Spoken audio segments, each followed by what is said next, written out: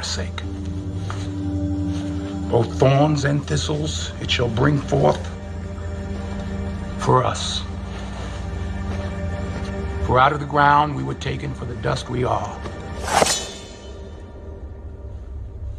And to the dust we shall return. You can't win.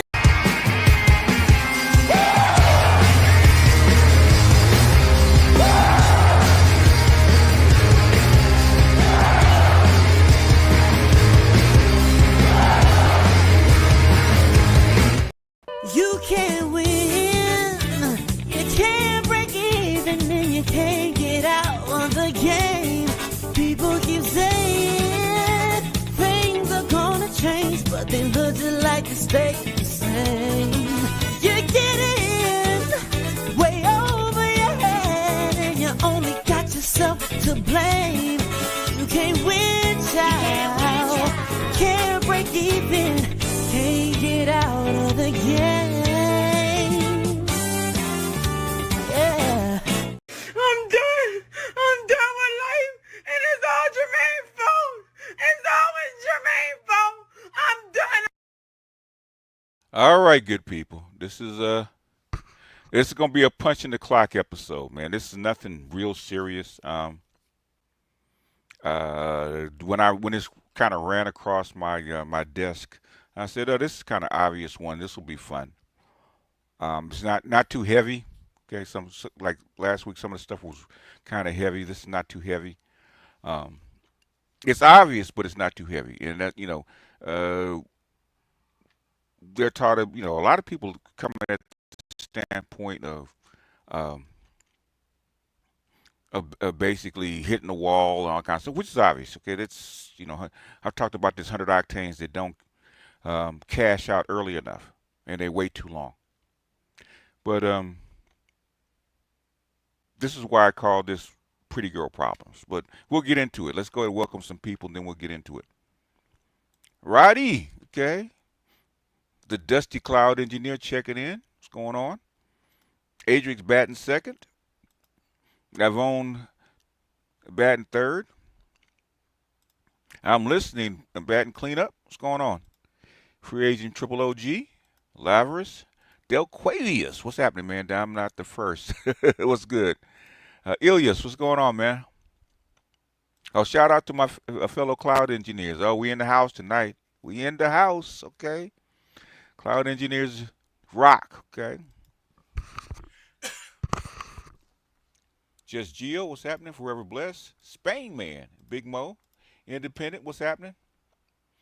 Salute Master Teacher looks like a pretty privilege has shown their ugly side. Only when they cash out. Okay, when they didn't cash out. Prince, what's going on? Jason, what's happening? Hurricane, what's happening? Quentin. Rain Lab, what's going on?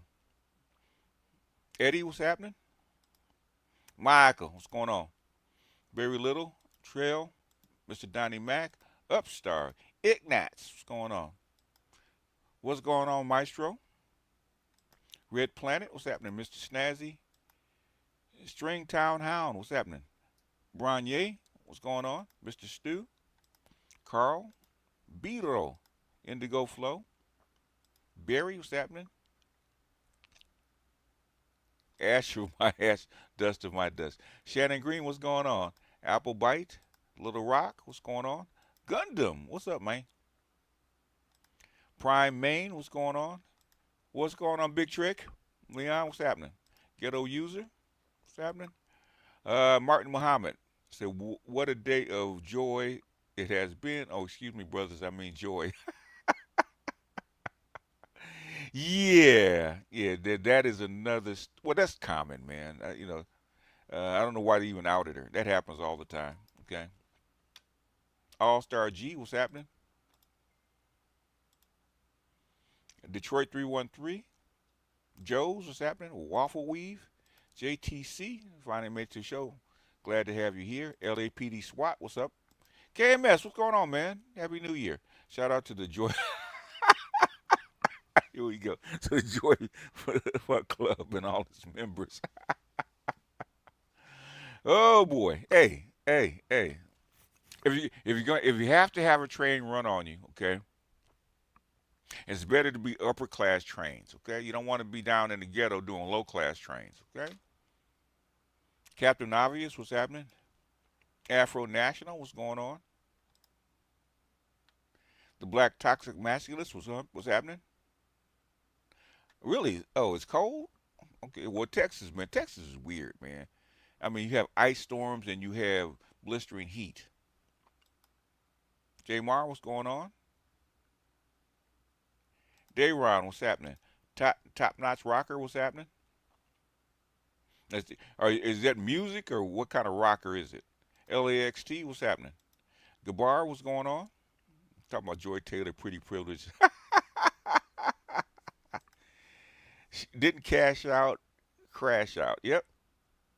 Scott Gray, she's not, well, man, there's so many. She's probably going to go on the Fox Queens in a minute. Scott Gray, what's happening? Titan Blooded, what's going on? Bo Johnson, what's happening?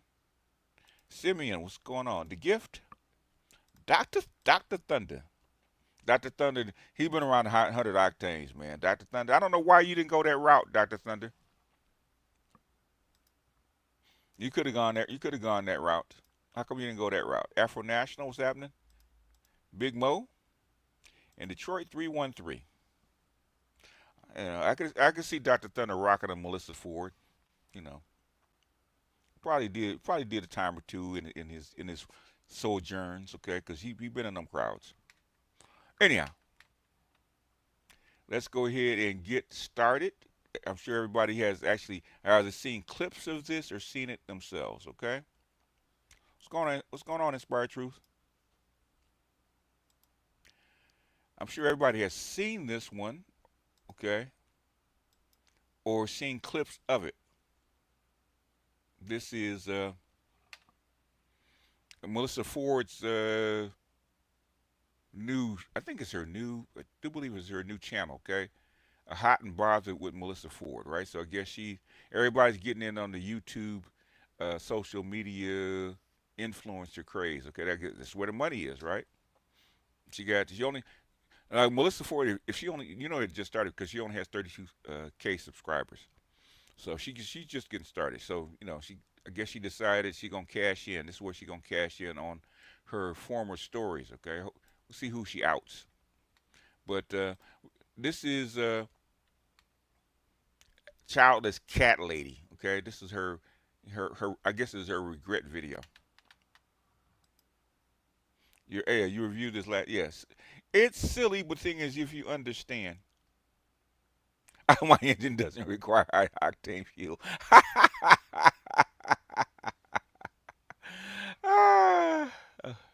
Say, Dr. Thunder was in that world, okay? He was in that world, so he was up there with him. So I would call Dr. Thunder a failed 100 octane dude, okay? Turn up sound. Can you guys hear me? Well, I haven't started playing it yet, so.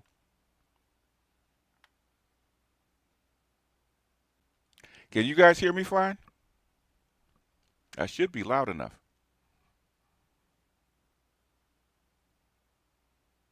Yeah, okay. I don't know what do you mean turn up sound. I have no clue, but I haven't started playing the video yet, dude. All right, let's go ahead and get into this. Melissa Ford, Childless Cat Lady. There should be confessions of the Childless Cat Lady. So I haven't seen all of this. I've seen pieces of it, but I haven't seen all of it. So we're just gonna react to it. A fantasy would be, I guess, a menage, me and you. Why would I want to date such a weak bitch? I was almost raped. Ooh. I was addicted to him. I am 48, child-free, and I've never been married. Confessions of a pretty girl, okay? Pretty girl, 100 octane, okay? Now, what gets me is they put themselves in these positions, okay? In these compromising positions. You know, basically you're pushing sex out in front of this dude like raw meat, and then complain when you get in compromised position. It's like a dope boy getting shot at and complain that he's getting shot at. I was just looking at Reg Witch Tings, right? And she was saying that women go into the room looking for the adults in the room because they want to be children. They want to do what they want to do without responsibility, okay? Or without taking responsibility for themselves. And then complain when shit doesn't happen. It comes with the position, yeah. You know, you tell my son and my nephew, y'all do that shit, man. You out there on that corner playing the game, okay? Don't get upset when the game turns the other way. But anyway, continuing.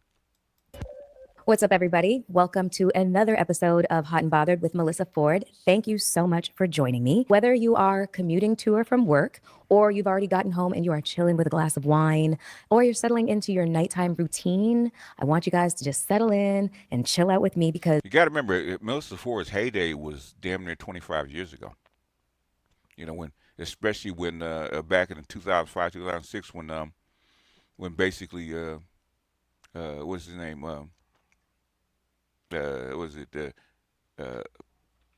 Nasheed used to shout her out, okay, Melissa Ford. That's where I heard of her, because I didn't even know who the fuck she was, okay? Well, Melissa Ford was the hot girl.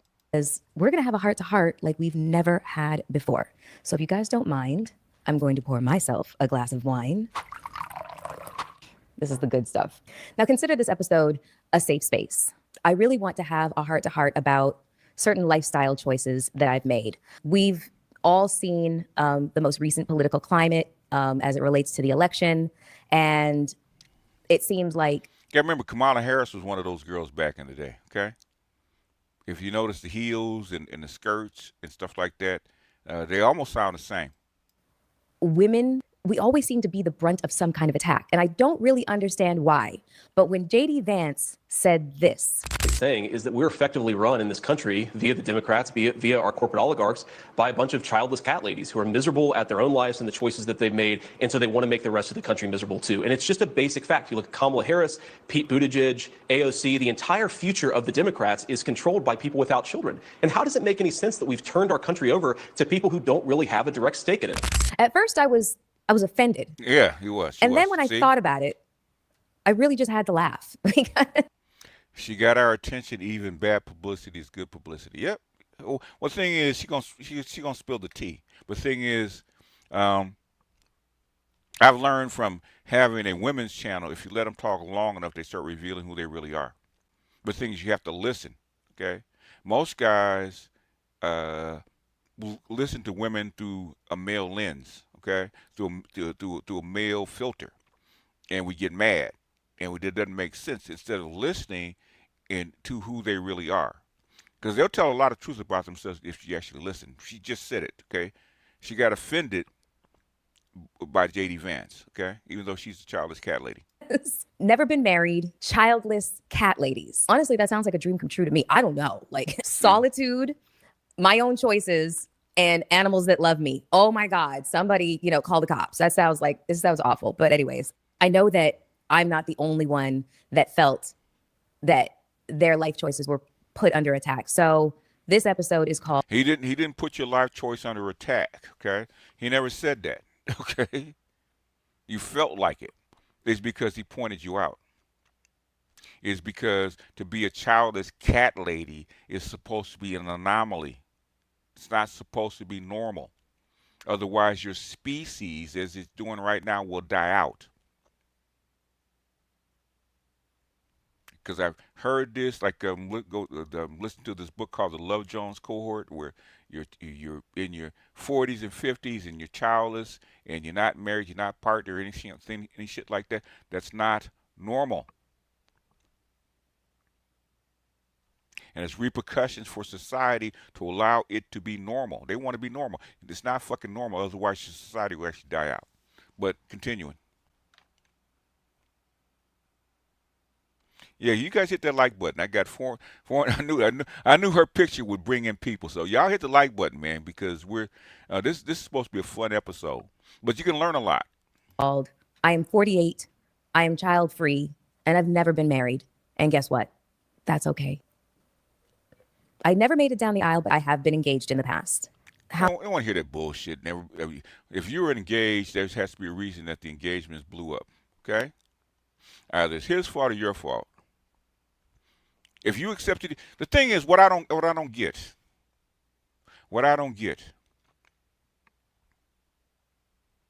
Why would a woman brag that she's been engaged and not married? Okay? You accepted the fucking proposal. If you've been asked to be married and said no, that's one thing. If you've been engaged twice and you accepted the fucking proposal and you didn't get married, that's like a failed business. It's like a millionaire failing in the business. To be engaged means that something happened. Your engagement failed. Why? That's why I tell women, and this is for women, right, about the 3 levels, right? Okay? A man knows if he wants you to be his wife within, I say 6 weeks. Kevin used to say 6 months, okay? Within 6 months, whichever one you want to use. Before a year is out, he knows whether you qualify to be his wife. If he's proposed to you, that means you qualify to be his wife. That means, in my opinion, you had to do something to fuck that up. He's already qualified you. You had to do something to fuck that up. You should, if you really wanted to be married, you should have walked right down as soon as you got the ring to the justice of the peace and said, let's do this. Put it on paper.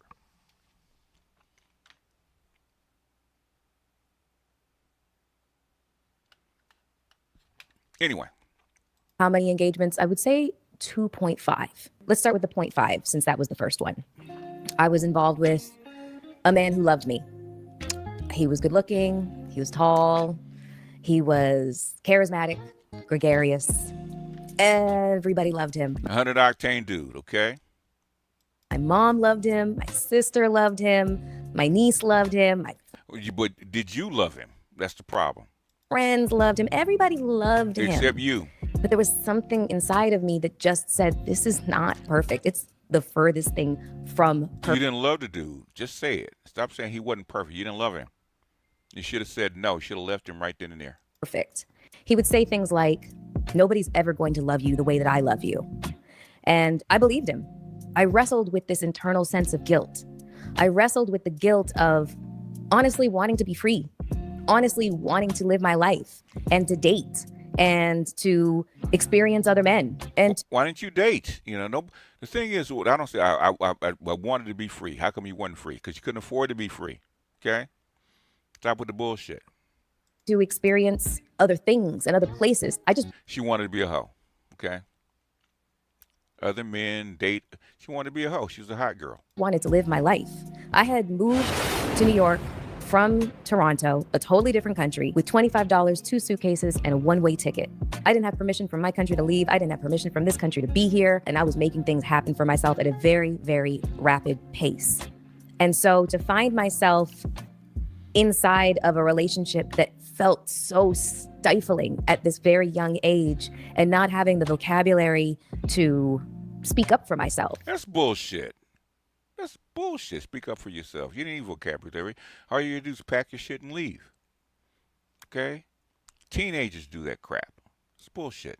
And articulate that somebody who loves you would not say those things to you. No, that's bullshit. It's bullshit. Your mama says that. Your daddy says that, okay? You. They wouldn't say that nobody will ever love you the way that I love you, because that indicates that there's a part of me that's broken or there's a part of me that's unlovable. That's bullshit. You know better than that. Stop. This is deflecting because you didn't want to be in that relationship. You didn't want to be tied down. You wanted to be free. You didn't love the dude, and now you're making excuses. That's because he was taking care of you. That's what's going on. Stop with that bullshit. But I didn't know how to articulate this, so I stayed in this relationship that I was wildly unhappy in for. That's bullshit. No, you weren't. Nobody stays in a if nobody stays in a relationship that they're wildly unhappy in. Okay, that's bunk. Okay, that's bunk. If you're wildly unhappy, you rather be any place else but there. That's bullshit. For approximately 3.5 years, close to 4. Bullshit. Close to 4, and bullshit. I have to admit, I was not faithful in this relationship. Nothing. See, there he goes. There we are. There we are, right there. She wanted to be a hoe, okay? That's what she wanted to be, which is fine. If you want to be that, be that. Why were you there with him? That's what. That's part of. Because I'm glad I couldn't be Kevin because it wouldn't go that far. Because it wouldn't get past why you there with him. Why are you? There's no reason you would stay there. If the dude was broke, and the dude didn't have no money, dude wasn't taking care of you, you would not have stayed there 3 months, much less 3.5 years. Okay, with a fantastic dude that's charismatic, that was hopefully good looking. I don't know whether he's good looking or not, but things everybody loved him. Okay, there's something missing in this dude that you were not attracted to. She's leaving something out. There's a reason that you left him, and this stifling, I wasn't happy bullshit is not it. Thing that I'm proud of, but I just chalk that up to I was really, really young, and No, I was hood famous. That's bullshit. You wasn't really, really young. You wasn't 13, okay? You hood famous. I was on the covers of magazines, Yep. on your local newsstand, so everybody recognized me, and that was another source of pressure that I felt being inside of this relationship rather than being free to explore all of my options. And so one day She wanted to be that girl. She wanted to be the hot girl, okay? But you could have left him. Okay, no one will love you the way that I love you, madly in love with you. That's what I had to donate to be just for parsing this nasty work.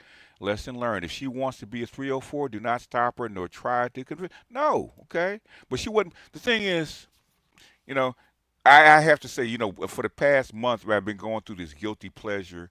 Don Calypso know what I'm talking about. This guilty pleasure of female cheating stories, right? Where women cheat on their men and do all kind of bullshit, and men walk out and divorce. It's been a guilty pleasure, and it always comes down to why they don't leave. It's because the guy's stable. The guy makes a life for them that's comfortable. The guy makes a life for them that where they can they can actually go out and do their wild shit and come back, and basically it'll be a stable life when they come home. In other words, a soft place to land, right? A stable place to be. I don't have to worry about my rent, my food, my protection, anything like that, because they're in a stable relationship, just like her, right? She could cheat because she got a dude. She could go out and be risky because she got a dude. And she could come home and she could go into her wild shit and come back, and basically her whole life would be orderly, right? He kept order in her life. I was going through some drawers, folding laundry, placing clothes, in the drawers and such, and I found it. I found a box, and when I saw it, I said, "Please, God, don't let this be what I think it is." And I opened the box. And there it was. It was a ring. And the only thing that I could think was that it was an engagement ring. It sure as hell was not a promise ring. We were way beyond that. We were not in high school. I was not wearing this boy's varsity jacket. Exactly. So you knew better. If you knew what the fuck that was in that box, then you knew better, okay? Saying that you were young. You knew exactly what that was. And basically, I'm going to tell you, let's decipher some girl code, man, because now it's starting to piss me off. Because I heard this part, okay, about the ring, okay? It pisses me off. Basically, you didn't want to accept that ring because basically underneath, you know that you weren't shit. You did not want to embarrass him in front of everybody and accept his proposal. Is because you knew that you weren't shit. You cheated on him. You're running behind his back. You were hood famous, doing all kind of embarrassing stuff. You knew that you were not wife material. And basically, honestly, she still isn't. That's because she's still single. Okay? She had the best man for her. Okay? The best man for her, but she did not want him. Okay? And she knew that she was not worthy of him. She knew she wasn't worthy of him. She wasn't shit. And that's like she said, "Please God." In other words, don't let him get serious about me because I ain't worth shit. Okay? She knew. Continuing. This was an engagement ring. I say, Jeffrey Massey, I've been watching those crazy stories also too. Man, Jeffrey, that shit is addictive, man. Those stories are like crack. I mean, those stories are like crack. Because some of those stories are like over the top. Like, okay, you know, a woman wrote this because it's too far fetched. Okay, but a lot of that shit is on point. and mostly, the thing that's funny is, it's not black people. It's white women. It's white women doing that shit. And we have it bad enough. Black women just cheat just to cheat, and they don't care. Black women are actually more sloppy with their shit than white women are. Way more sloppy. Now this chick is sloppy, but the thing is, she wasn't shit, which is fine. And if I knew this man the way that I knew him, that Pharaoh, if you go to what channel is this? Is what we're looking at?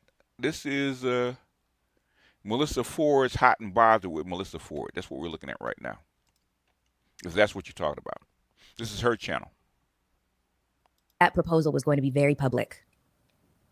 And that terrified me.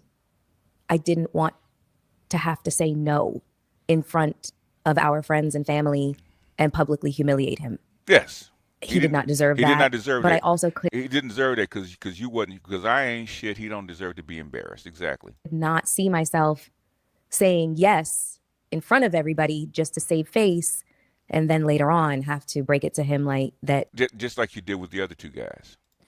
that this is not something that I was going to be able to go forward with. So what I did instead was I packed up all my belongings while he was out of town, and At least you did the right thing. At least you had guts enough to do the right thing, which you should have done a long time ago. Okay. put them in storage and flew back to Canada. And then I had the conversation about us breaking up Why'd you have flow back to Canada? You could have stayed in New York, okay, and got your own place.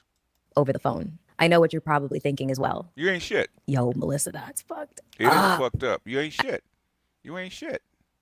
I know. It took years for me to make peace with this decision.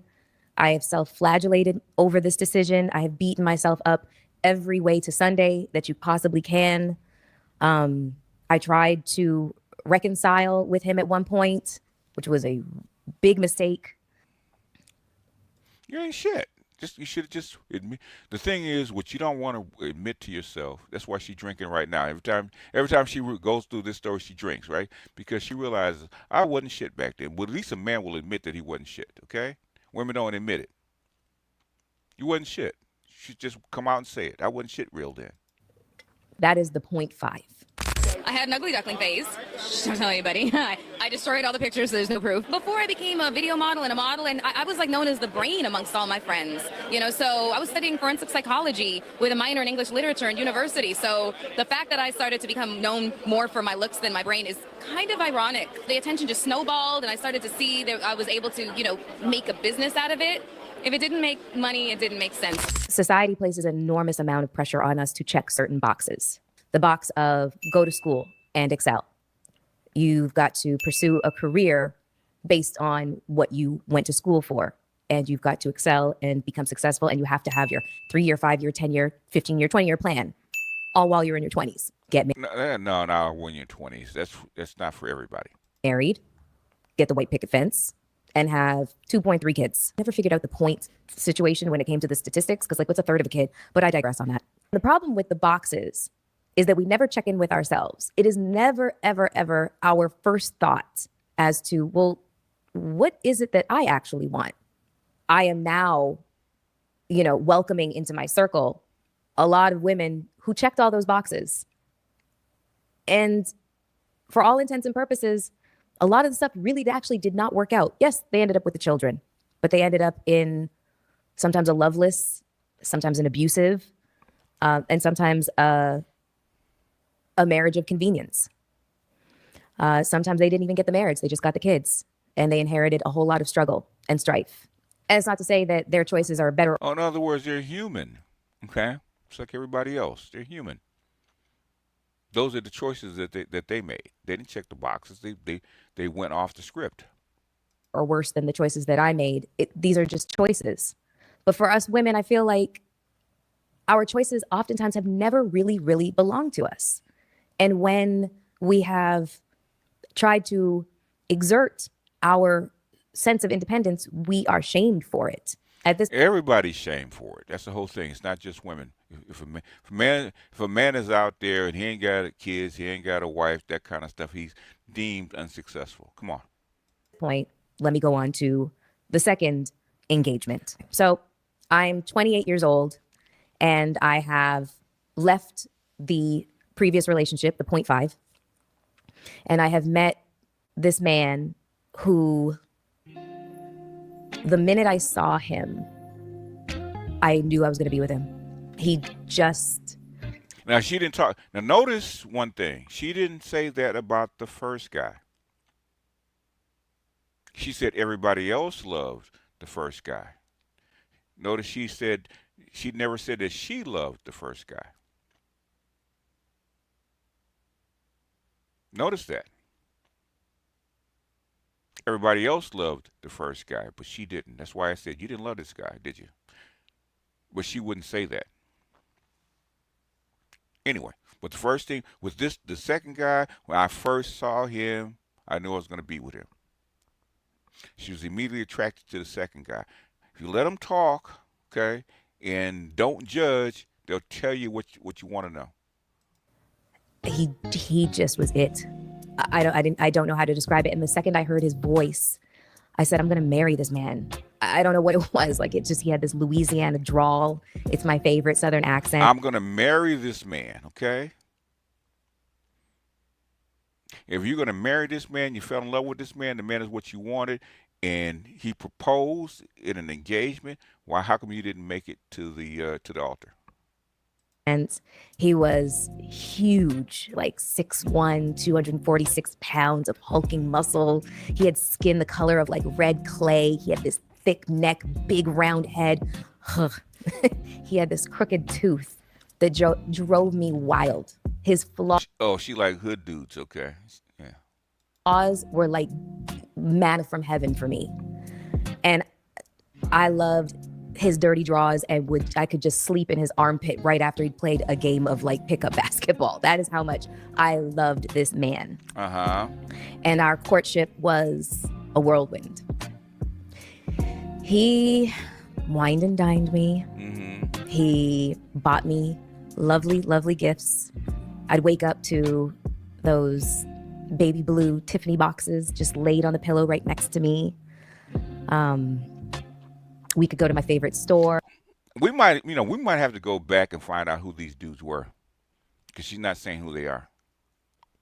She could, basically, if you're famous and you're dating him like that, then you should be able to say his name. And as long as I put on a little fashion show for him, everything I wanted I could get.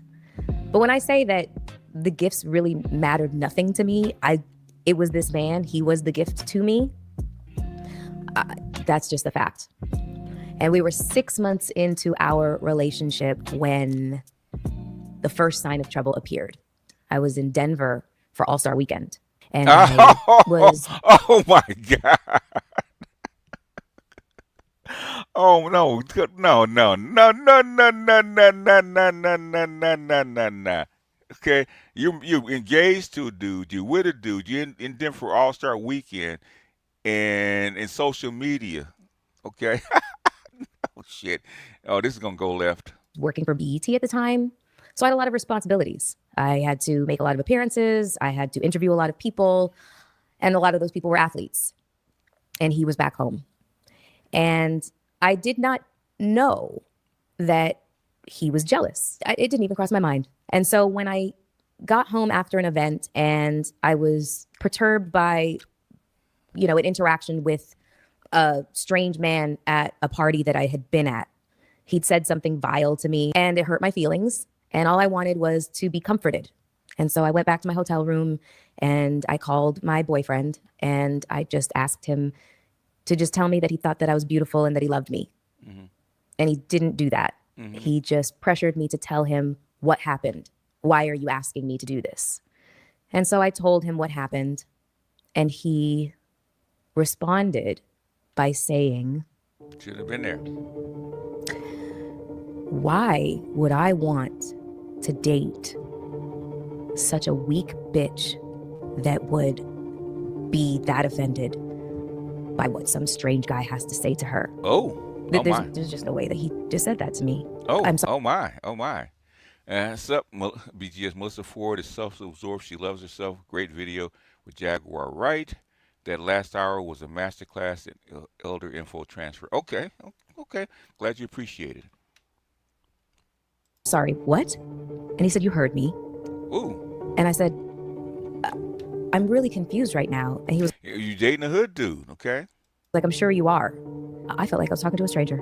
There's no way that this was the person that I had just spent the last 6 months with, completely absorbed with, you know, and in the throes of like love and ecstasy with. And I said, you know, I'm glad that I'm finding out who you really actually are now rather than later. So where'd the engagement come in?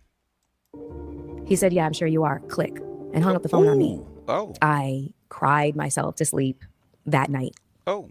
And the next day I had to cover a ladies' luncheon, the wives of the NBA. And so I had to be perfect and pretty.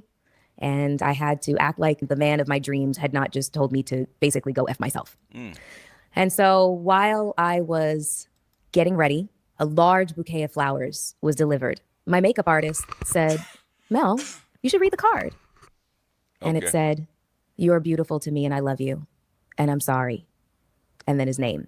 I burst into tears. It just flew out of my face. So basically my whole beat face just melted.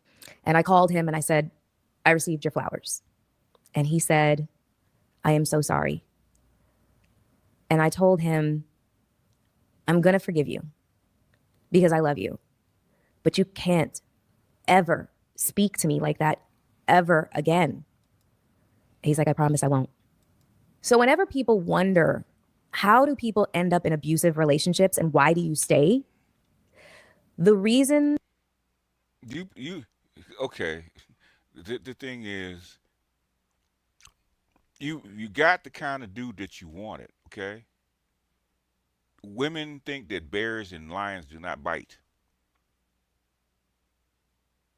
This is what I call a dating cross class, okay? If that dude said that to you, that means that dude was always that way. And then they make excuses. Why? He said, I know what he's like when he says to everybody else, but he won't say it to me. And then you get bit. Are aplenty. But I will start by saying that is not the way that it begins. It begins with love bombing. It begins with flowers, candy, gifts, and the wonderful sex, and the cuddles and the pillow talk. And this is how it begins. And it can last for a lengthy amount of time before that person really shows up. The true version of themselves shows up. You knew who the dude was when you first met him. Stop. This bullshit. You just don't think he will bite you. And by that point, you start to bargain with yourself. And they start to apologize. And their apologies are usually very, very sincere. Because at the end of the day, I truly believe that they believe their apologies are real. They just have an illness inside of them. And I would also venture to say that the first signs of abuse are usually not physical. And by the time it gets to physicality, you start to reason that you were an active participant in it. You start to reason with yourself that you started the fight by angering him or saying something that was out. Seems like she left a whole lot of details. I can imagine a guy calling her a weak ass bitch off. No, it doesn't sound right. I bet he told her not to go to all. He probably did. I mean, it's her job, so basically she couldn't. Okay. It said, well, she's a human. Yeah, she's human. I'm not saying that she's not. So if you're ill, if you don't apologize for that she felt. No, basically, this is why I tell dudes the same thing, man, about dating outside your class, okay? And there's certain class things that go along with certain people in certain class by the way they were raised. And that like a chick in his class in his class, he'd have said that too. They'd have fought. She might have said a few things. He might have said a few things. They kiss and make up, and they go back to whatever they were doing, right? Because it's a class thing, right? Okay. She picked him. I have a term called American Psycho Theory. I give every woman one. Look, I didn't know what that ninja was on card. One, outside of that, these bras know the type of man that they're with because they seek them out. Yes, they did. She knows. As soon as she described him, okay, with his muscles and his crooked teeth and his skin and the way he carried himself, she knew who the fuck she was messing with. Okay, she's an it girl. She been out there.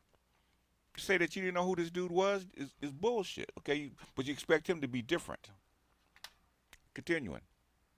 Out of pocket. Or you reason with yourself that you are no shrinking violet. So it's not like you got hit and cowered in a corner.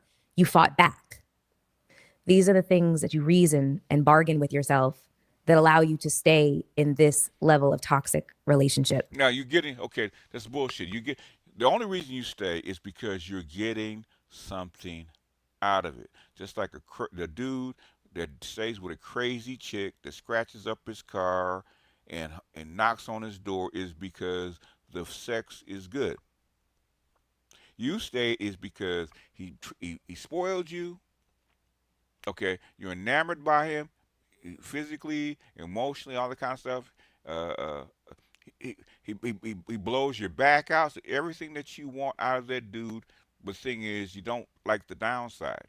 Okay, he ain't hit her. Okay, she probably heard him say that to other people like 1,000 times. It just wasn't to her.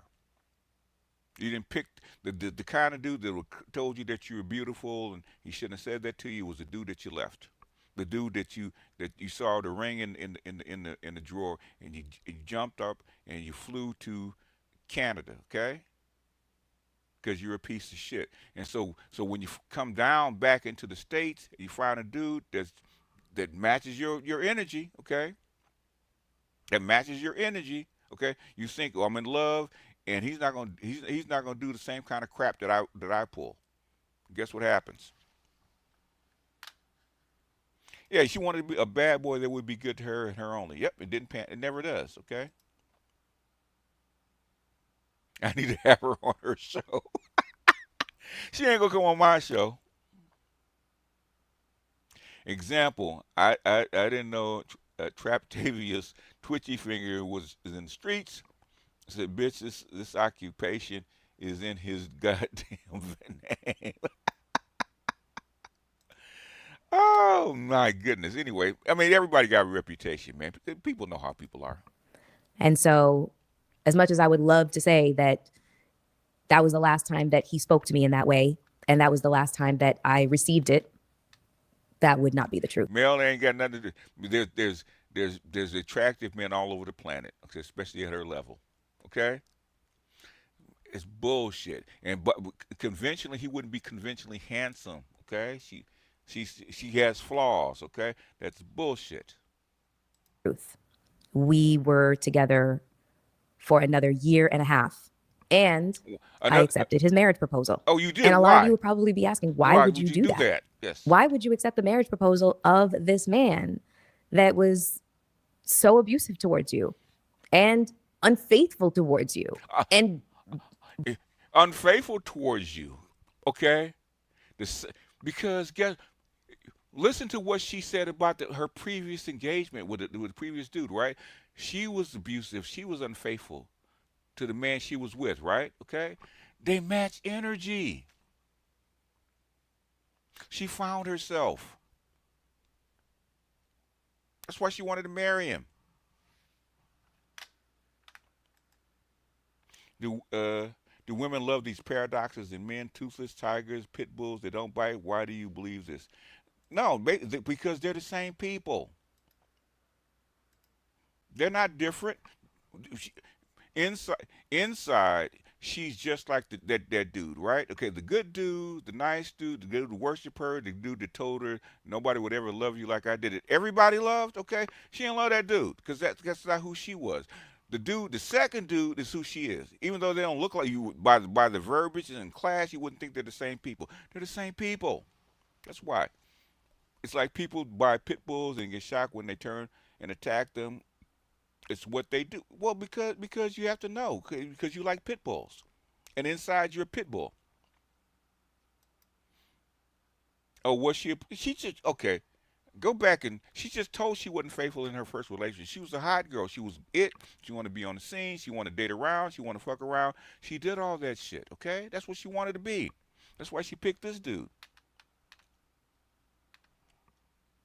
Really bad at it. Like, I found out everything all the time, and I don't really have an excuse for it. He wasn't bad at it. He didn't care. Okay. Other than I was addicted to him. Yes. I was working at BET at the time when we were dating, and more than once observations were made about bruises on my body and how skinny I was getting. Obviously. Is that the dude? That's not the dude, I don't think. From the stress. And people had... Now, how many times you take a swing at him, baby? That's what I want to know. Okay? He's from Louisiana, okay? How many times you take a swing at him? He just pop you upside the head for nothing. How many times you take a swing at him? That's what I want to know. Because you are not a shrinking violet. Had voiced concern for me, but I just shooed them away. We tussle. It's fine. No problem. But there really was a reason for concern. I stayed through it all and accepted the marriage proposal. The final straw for me was his reaction to finding out that my mom was ill. Okay. I had gotten a phone call while I was out with him and his family, and he was acting up as per usual. And I got a phone call from my aunt telling me that my mom had been rushed to the hospital. She was acting up as per usual, right? She knew who this dude was, man. Because she's the same person, okay? Inside, she's the same person. Hospital. I was in Texas. So in order for me to rush home to see my mom, I would have to leave Texas, go home to New York, pick up my passport, and then go to Canada. And when I told him what was going on, obviously I was looking for empathy and sympathy and compassion, and that was not what I got. It was on this day that I finally could see the forest for the trees. If I stayed in this relationship, in 10 years, I would have that white picket fence, and I would have the 2 kids, and I would be an abused woman, hiding her bruises and her broken bones and her scars from her family and her friends and society at large, because I was a forward-facing media personality / model. My mom's sickness was, strangely enough, a blessing in disguise. And that relationship came to an end. And that was the first full engagement. So 1.5. So that's where we are right now. Any advice for any beautiful woman out there to try and make it? Any advice you have to give us? I know it's a hard struggle. Understand that there's no shortcuts and there's a lot of sacrifices involved in this game that nobody will ever tell you. That you're asking for a lot when you want to become, as visible as some people on this carpet or for that. Yeah, exactly. The right ways. Just be careful. Be careful what you wish for. When I was 20 years old, I had this boyfriend. His name was Tony Smith. I could say his name because, you could throw a rock and hit a Tony Smith. Cue the violins, yep. It may as well be like John Doe.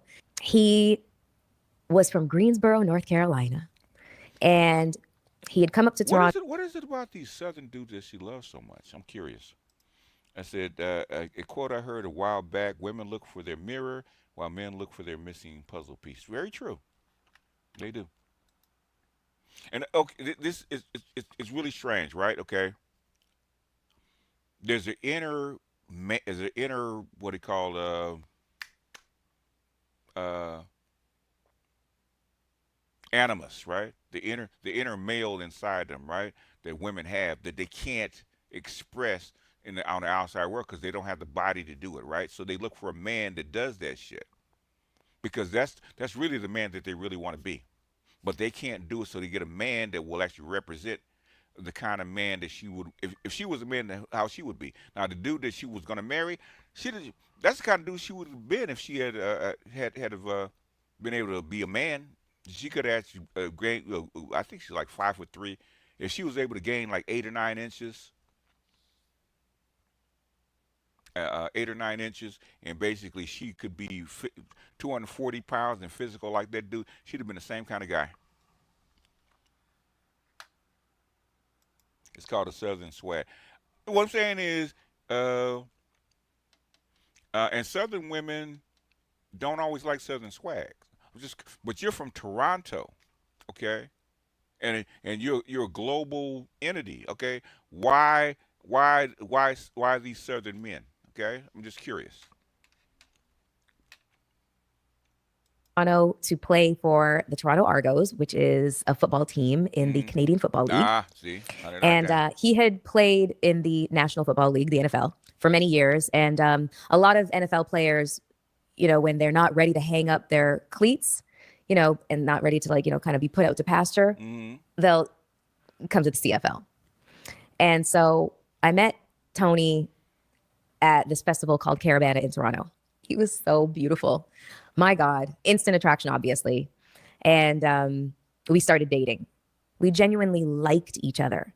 We liked each other to the point where we could say really, really offhand things to each other. For example, he asked me what my fantasy was. And I got this look on my face. And I said, well, a fantasy would be, I guess, a menage with me and you and somebody else. And he was like, another woman? I said, no. And see, she's a dude, okay? She's a dude in heels, okay? So she says Tony Smith is a common name to keep him anonymous, okay? Then tells us who he played for, narrowing down the Tony Smiths of America. Can I call her stupid? I mean, you probably could find. If she dated the dude, he's gonna be out there. Okay, he's gonna be out there. In her case, most Canadian men are very white acting, corny. Okay, well, she's very white acting. She's corny. With another guy, and he was like, "Really?" He was like, "Do you have an idea as to who this guy is?" I said, "Yeah." He's like, "Really? You have to tell me."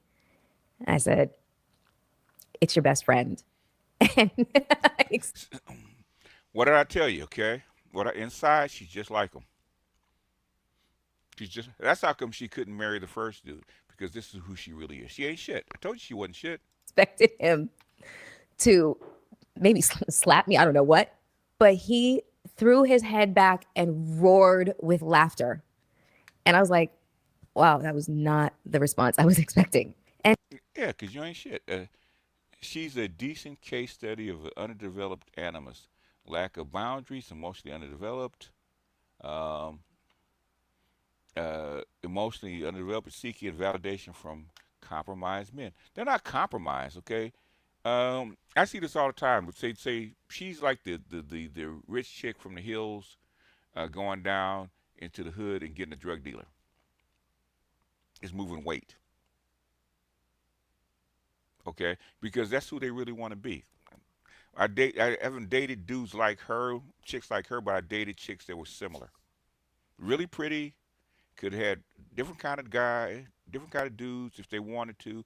Been offered different kind of dudes they want to, but they really want a certain kind of guy because it reflects who they really are inside. He knows she's recreational. Yep. Basically, yeah, he knows. And he said, "Do you want me to make that happen?" I was like, "Oh my God, that is so sweet." No, absolutely not.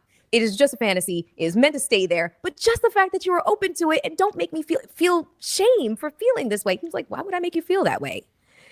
And Tony, I don't know. He maybe he was just an anomaly, but wherever we would go, no matter how scantily I was dressed, he would let me move around the party. He knew who you were. Yeah. Okay, this is something I tell guys all the time, right? Okay. If you're jealous and you're possessive, do not get yourself an 8, 9, or 10.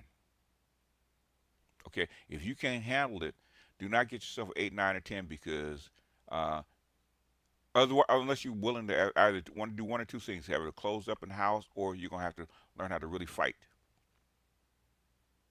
because you're gonna have to fight. Okay, because they're gonna hit on her because that's raw meat. You bring raw meat out in front of a bunch of dogs. Okay, you're gonna have to fight them off. And that 8, 9, or 10 has to pick you because she's the one that's gonna have to tell these guys no. You're gonna have to trust that she will tell this guy no. Like I said, how do you know you have an 8 and above, right? Okay, when you go, if you're at a restaurant and you go to the bathroom and you come back and some dude has stopped at your table talking to your girl, that means he's willing to go overcome all those barriers, all those social barriers to come over and have a nerve to go over to your table and try to hit on your girl, and knowing that you just went to the fucking bathroom. As I felt the need to and interact with anybody, and he would just sit there and just watch me with a smile. Yeah. At one point, somebody stood next to him and asked him, like, aren't you afraid to let her walk around like that? And he was like, absolutely not. She's going home with me. I don't have anything to be worried about. Exactly, and that's what you have to believe, okay? And basically, you get kudos when because I had to go through that a couple times with baby mama, right? Because she's pretty like that, okay? She got pretty girl problems, shit like that. And we're at a party, and these dudes want to get into a fight, want to beat my ass because they wanted my woman, okay? And it started to get to that level, and they wanted to challenge me, and I told her, I said, I just tapped her on the shoulder, let's go. Let's go. And she walked behind me. Basically, nigga, motherfucker, she's going home with me. I don't know what you tripping off of. She ain't yours, okay? She going home with me. Just like you walking around my car. And basically you talking shit, and I go walk to the car, go chirp chirp. It ain't your car, nigga. Back up.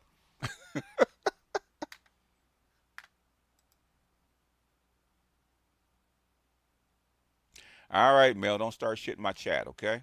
You're gonna be here. Calm down. And you want to know something? He was absolutely right. His level of confidence and knowing that I had eyes for nobody but him. He's been around women like you, okay? He's had interactions with women like you, and you have to get used to it. He's used to being women of your class. That's your 100 octane class. You got to get used to that shit, okay? That's why. He's not a regular dude. So trying to smash my partner, like, oh, chick, you belong to the crew. Don't talk to me about anything that you don't involve pulling my thing out. Been there. Yep. Him was what made him so much more sexy to me, so much more attractive, and made me like and love him so much more. I wish that I could say that the vast majority of my relationships went like this. But you ain't shit. That's why. But they didn't. They didn't. I'm going to take a sip of wine. Yeah. You need something a little stronger, baby. I was raised as an only child.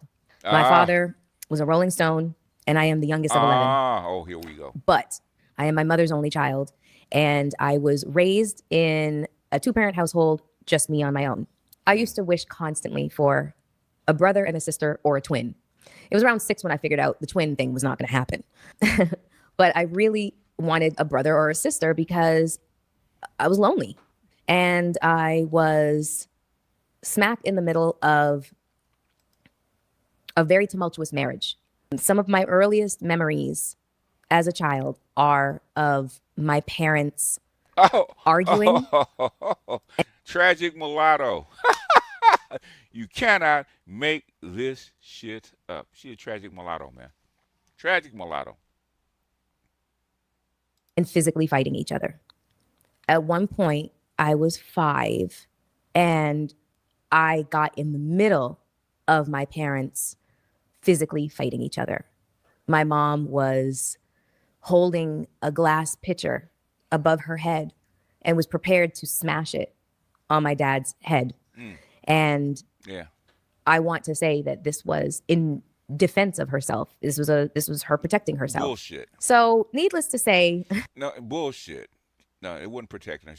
You're a white woman, and a white woman does not need to protect herself against a black man. That's bullshit. She's violent. It's one thing I know, okay? A white woman knows one call would have his ass underneath the jail in a white society. That's bullshit. Your mama was violent, okay? Mom was violent. Your daddy wasn't shit because he played around, but your mama liked it. You like guys like your father. Tragic mulatto. My first introduction to marriage and how men and women, the expectation of how they interact with each other on a romantic level was very, very, very, very traumatizing. And they didn't do anything to try to correct it. They didn't sit me down and explain things to me or apologize to me. I think that that's something that parents really miss the mark on a lot of the time, is that you are not perfect. You are human. And to be a human being is to err. And sometimes you do things to unintentionally harm your children or traumatize them, and they deserve an explanation and they deserve an apology. When my parents were not arguing with each other, they were staying as far away from each other as possible. And what that meant was I was left home alone a lot. So one of the main reasons why my parents never said no to me when I wanted another animal. I had nothing but cats and dogs and birds and fish all over the house. I feel like animals saved me. It sounds strange, like I'm like, Mowgli or something from what's that book called? The Jungle Book? Yeah, I'm Mowgli from the Jungle Book. But yeah, that was my reality. My parents would come home late at night. The animals were the ones that took care of me. Thankfully, I didn't burn down the house. But this left an imprint on my brain as to the way that men and women interact with each other. And it left me with a very serious, In other words, basically, you're fucked up, okay? internalized distrust of men. I think that this is where I developed the disconnect of wanting to create progeny. I just did not feel that urge like other women SL, thank you for the Cash App. have to have children. And it is definitely intertwined with what I witnessed from a very early age You don't want to recreate you. as to my parents and their dysfunction. I ended up getting an IUD implanted in my uterus. And when I say that sucker was Fort Knox, nothing was getting through that mofo. And it stayed in so long that it ultimately made the decision for me. But yet again, it's not like I felt any source of pressure. Which leads me to the last engagement when I was approximately 36, 37 years old. And I'll be honest. Last bus out, okay? Last bus out. And he wasn't what she was getting before. I thought that I was in love with this man, but I wasn't. What I was desperate, traumatized from an experience that had happened to me on a cruise ship where I was almost raped. Mm-hmm. And I could not be in the room alone with my own shadow. I was so traumatized by what had happened to me that when this man appeared, he was offering safety and security. Safety and security, yes, like the first one. He was physically huge, but he also came with a very secure lifestyle and a lot of security. And so I felt safe. And that's the only thing I was looking for. I was looking for safety. And so I lied to myself. And it was very easy to do that, to just dive in head first, forget the rocks below. And during the process of this relationship, I started to realize that I was losing myself completely and totally. Friends had started to notice, Mel, you're paying a lot of attention to his career, but what are you doing about yours? And I didn't want to hear it. I actually did not want to even hear my own name. I didn't know what it meant to be Melissa Ford anymore. I had no clue.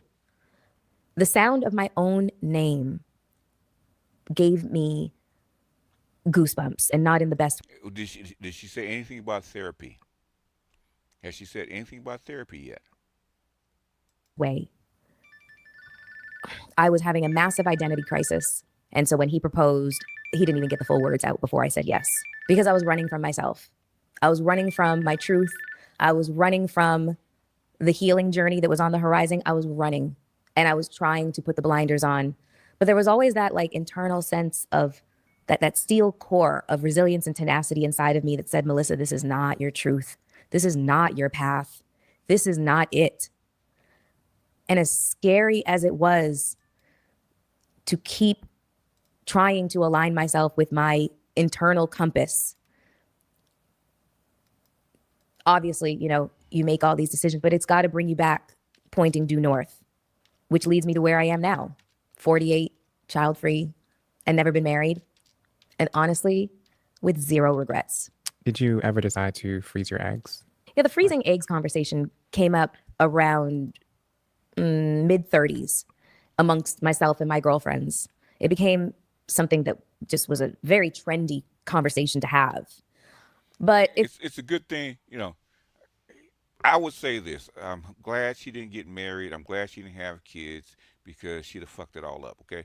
She's a broken vessel, okay? That's why she's not married. That's how come she doesn't have kids. That's how come she never wanted to have kids. She knows that she's fucked up. She knows that she's fucked up. But the thing is, she's pretty. There's always the next man. There's always the next relationship, okay?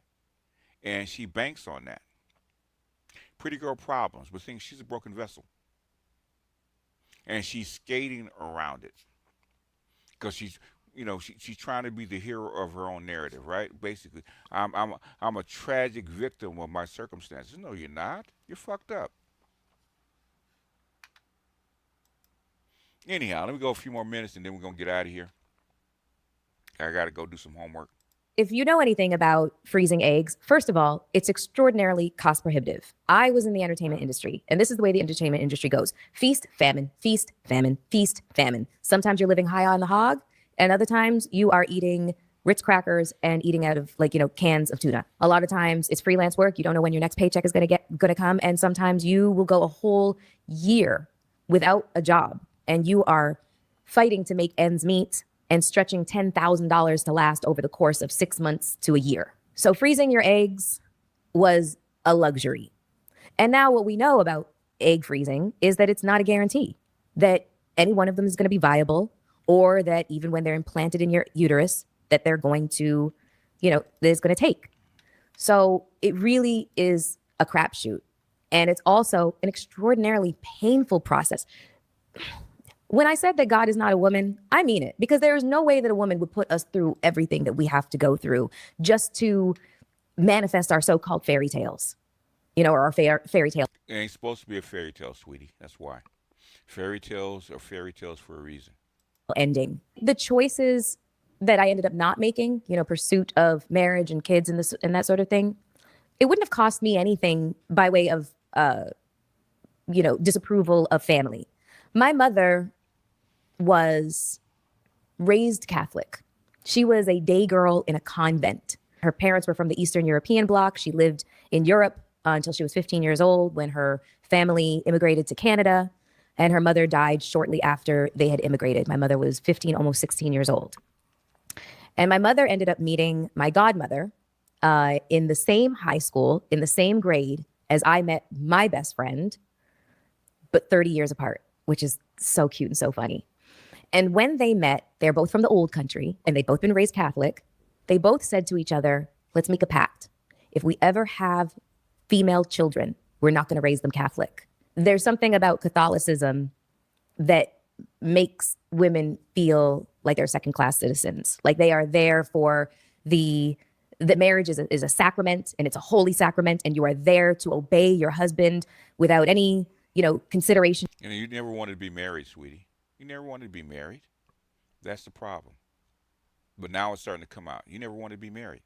As to what you may need, what you may feel, what you may want. And they had seen their mothers and their grandmothers and their aunts live lives that did not belong to them, and they decided. That's why she didn't marry a white guy, okay? Because black guys are open to the kind of loose, familiar relationships that white guys won't stand for. That was not the lives that they were going to give their female children. So my mother had me, and my godmother Renata had a daughter named Laura, And we were not raised religious at all. To the point where I literally told my mom, I was like, can I go to Catholic school? She was like, no. I really just wanted to go because I like the uniforms and I didn't want to look for something to wear every single day. But my mother was steadfast that no, any curiosity that you have with religion, you can go and seek that out on your own. But I'm not going to hold you to, an indoctrination that doesn't really belong to you. You make your own choices. And so when it came to checking boxes, my mom had already decided what my daughter's life is for her to live. And I'm lucky in that way. Very, very lucky in that way. My mom gave me suggestions and she made observations, but they were always so subtle. And she always knew that I was going to do whatever I wanted to do, however I wanted to do it. Yep, yep. And that was the end of the story. Yeah, those are the kind of guys that she chose. Okay, that's why she chose those kind of guys. And the thing is, she's pretty enough to draw 100 octane kind of guys. But the thing is, she never wanted to be married. Okay, she never wanted to have kids, which is fine. But things own that shit. Stop with the goddamn proposals. Her only redeeming quality is this: she chose not to pass that madness on to a new generation. Her dodo bird confessions are entertaining, though. Okay. KMS says, in case you don't get it, she's also campaigning for married women to get reparations for granting their husbands sexual access in this vid. So out off the shit she said. Also said that. Yeah. I probably won't have time to get to it, but I will. Well, I think she's a sex worker, basically, okay? She's been that way her whole life. That's how come she does that. I was a very strong-willed child, strong-willed teenager, strong-willed young lady, strong-willed adult woman. Yeah, but you were young, you didn't know what the fuck you were doing, right? But you're strong-willed. And you're saying that you didn't know better. And you chose guys that were reckless just like you.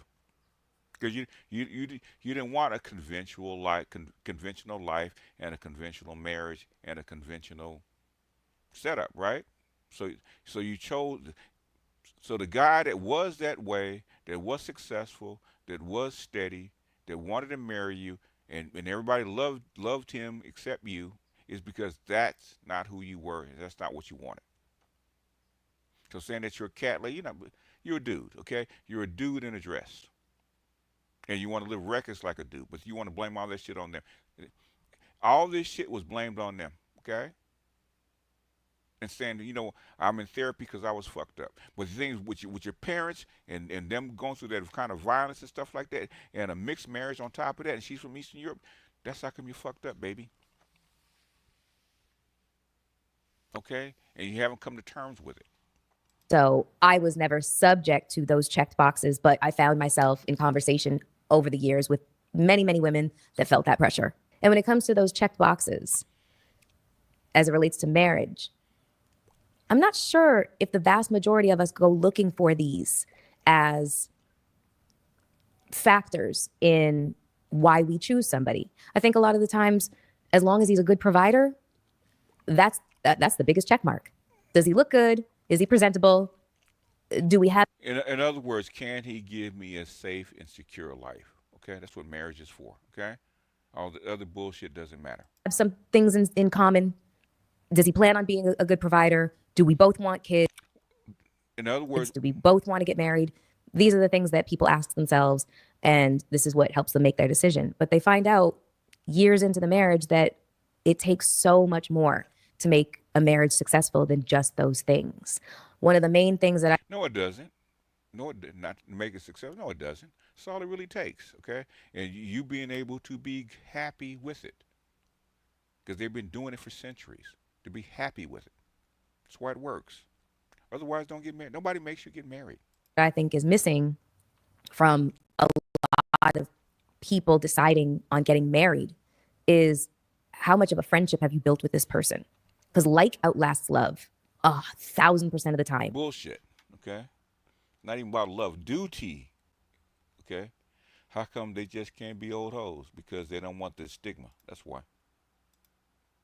Yeah, I got almost 800 people watching. Please like the video, okay? I said 800 people watching. Go ahead and hit my like. Should have at least 400 likes. Almost, yeah, pretty close. Continuing. I got about 2 more minutes and then I got to go. But thing is, she's telling a lot. Okay. But thing is, I have not heard from other people. Okay, about her. Through the course of my career and just life in general, I have spoken to so many successfully married couples, and success means that they Devin, appreciate you for the Cash App. still like each other decades later. That's success. They To still you. wake up and want to participate in this partnership. That is success. To you, that's success. The success is for a marriage. 9 times out of 10 is basically like my mother, like my aunt. Basically, one you're still married and one spouse dies. Okay, and your kids are all raised. That's success. And that's what they say, that like is more substantial than love. And looking back on my relationships, I realized that that like was not high on my list of priorities. And that's probably the reason for failures. So before I sign off, I saw something on Instagram that I wanted to read today. It says, marriage is the lowest paid form of sex work. Ah! Women are owed Cannot make this shit up, right? And marriage is the lowest paid form of sex work. No, it's not. Actually, it's the highest paid form of sex work. Okay.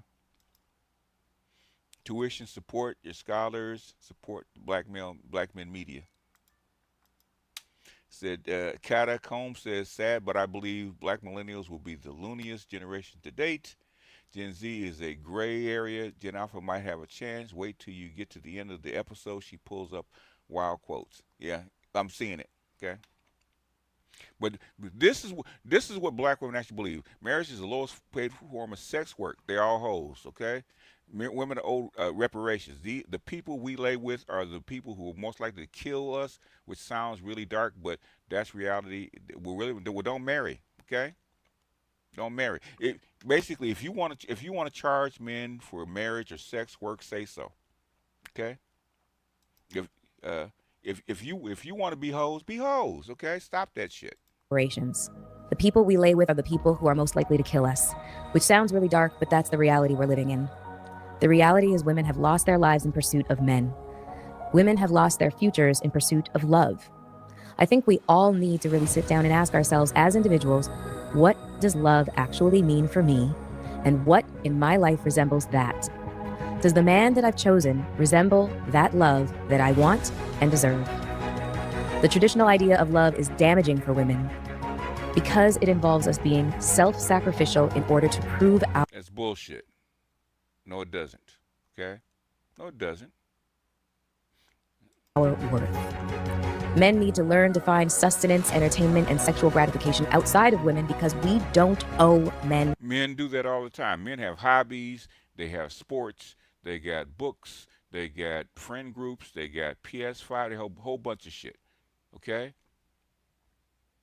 Got a whole bunch of shit. Men do, and what Gen Z is teaching women that they don't need you to be satisfied in life. They don't. Okay? They don't need that shit. In fact, if men are not pressured to marry and have families, they won't have them. Okay? And what COVID has taught men is that I'm not going to die without sex. And if I want sex, I can get on a plane, I can go buy it. I said, this Angry 304 cannot be held accountable. She's a psychologist and sex worker. Many sex workers are now pivoting to psychology.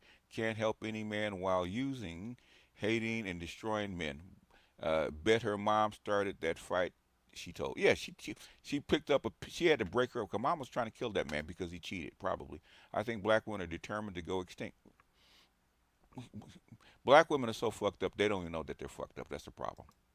Okay, reparations. Wait, first I was paying for you to leave. Now I'm paying for you to stay. How make up your mind? I heard that. The biggest barriers against prostitution are not men. The biggest barriers against prostitution are actually women. We don't know that. But anyway, we'll finish this and we're going to get out of here. That. We live in a society where men assign women humanity and worth based on how attractive they are to them. Men need to learn to find sustenance, entertainment, and sexual gratification outside of women because we don't owe men that. You do not.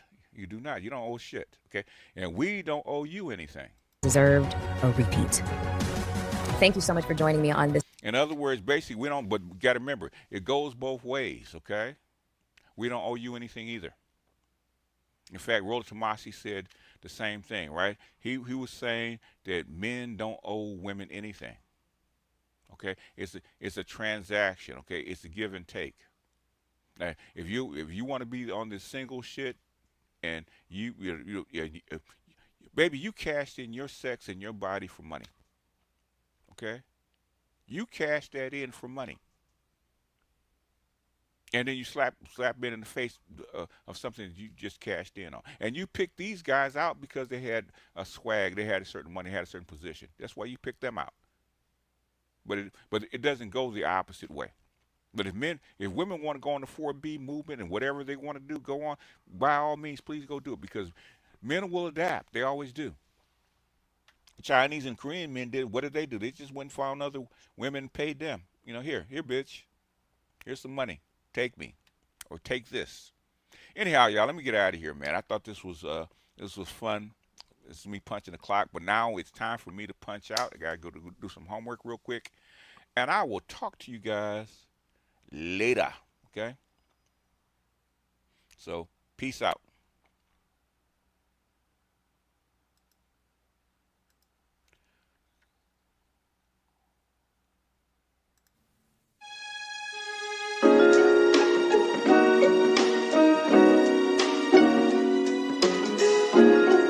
Muzyka Denis 7.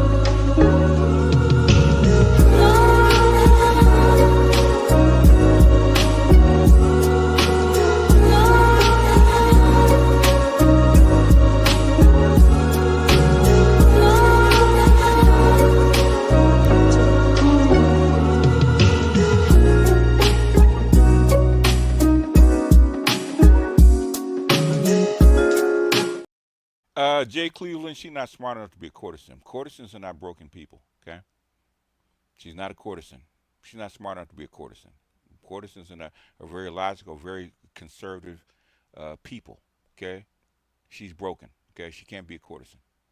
Impossible. She would never be picked to be a courtesan. Anyhow, let me get out of here, y'all. Peace out.